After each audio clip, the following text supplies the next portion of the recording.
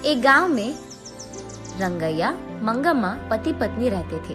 उनका एक सुंदर बेटी भी थी। 2 साल से सूखे के कारण कुएं के पानी सारे सूख जाते हैं और गर्मी की मौसम होने के कारण उसका खेत भी सूख जाता है। उसके सारे पैसे वो खेत में और खेती में गवा देने के कारण उदास होकर रंगैया मंगम्मा से ऐसे कहता है, मंगा, भगवान भला हमसे ऐसे क्यों खेल रहा है।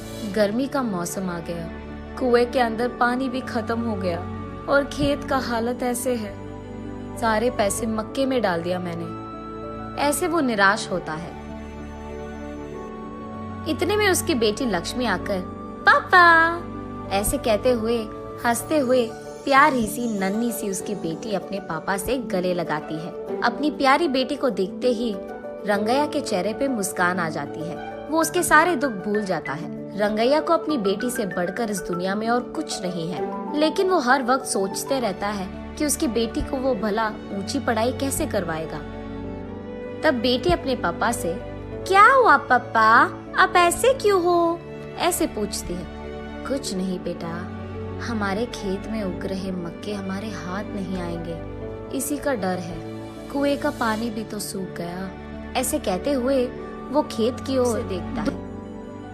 तब उसकी बेटी लक्ष्मी, पापा हमें कुछ नहीं होगा, जो भी होगा अच्छा ही होगा, ऐसे वो अपनी प्यारी बातों से कहती है। कैसे बेटा, गर्मी का मौसम तांडव कर रहा है, बारिश के मौसम आने के लिए बहुत वक्त है, ऐसे कहते हुए दुखी होता है। एक बार अगर आप कुएं में झांक लोगे तो आपको पता चलेगा ना कि पानी है कि नहीं। ऐसे कहते हुए वो अपने पापा का हाथ पकड़कर उन्हें उस तरफ ले जाती है। पानी नहीं है बेटा, ऐसे कहते हुए वो ऊपर उठता है। आप कुएं में तो झांको पापा, ऐसे कहती है लक्ष्मी।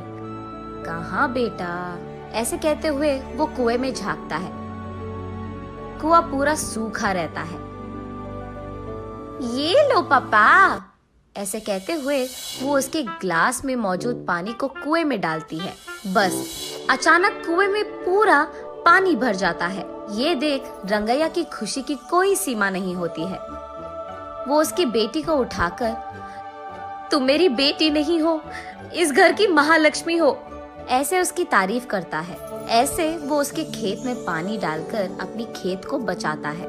लेकिन उसी समय गांव के कोई भी कुएं में पानी नहीं रहता है, और क्योंकि ये बात इधर उधर फैल चुकी है, गांव वाले सारे उसी कुएं के पास आकर पानी लेते थे।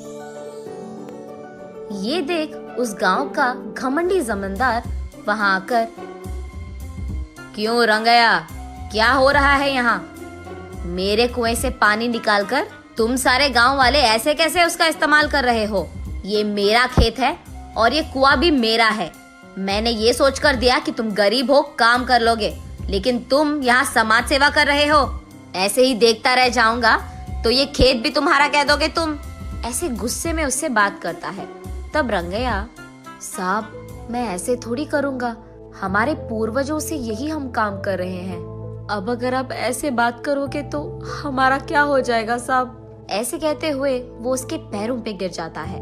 लेकिन घमंडी जमींदार कुछ भी करके उस जमीन को और कुएं को हासिल करने के लिए ऐसे कहता है, ये खेत मेरा है, जो करना है कर लो, निकलो। ऐसे कहकर वो रंगैया को नाइंसाफी से बाहर धकेलकर उस खेत के चारों ओर बाढ़ डाल देता है। उसके कुछ समय बाद गांव वाले सारे सूखे को भुगत रहे होते हैं। सारे कुएं सूख जाते हैं और सिर्फ रंगैया के कुएं में पानी रहने के कारण गांव वाले पीने के पानी के लिए जमींदार के पास जाकर ऐसे कहते हैं, साहब पीने के लिए पानी ना होने के कारण प्रजा मुश्किलों में है। आप एहसान करके आपके कुएं का पानी हमको अगर दे सके तो, ऐसे विनती करते हैं। क्या पानी चाहिए? पानी तुम्हारे पूर्वजों की कुआं है कि तुम ऐसे पानी मांग रहे हो? पानी नहीं दूंगा, निकला। ऐसे उन लोगों को भी धकेल देता है। एक घूंट पानी दिला दीजिए साहब, हम यहाँ मर रहे हैं, ऐसे कहते हुए प्रजा उनसे विनती करती है। तब जमींदार उनके मुसीबत का फायदा उठाता है। ठीक है, पानी दूंगा, लेकिन ऐसे ही नहीं।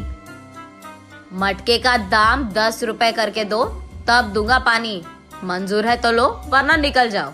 कुछ न कर पाने के कारण प्रजा चुपचाप उन्हें पैसे देकर पानी लेते हैं। घमंडी जमींदार जब पानी के लिए उसके मटके को कुएं के अंदर डालता है, अचानक एक ही झटके में सारा पानी सूख जाता है।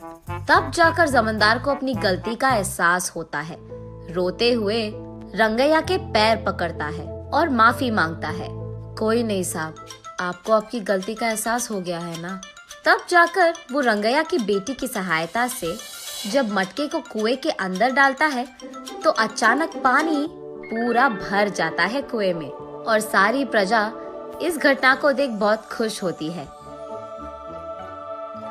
रंगैया उस पानी को सारे गांव वालों में बांटते हुए, खेती करते हुए खुशी से जीता है।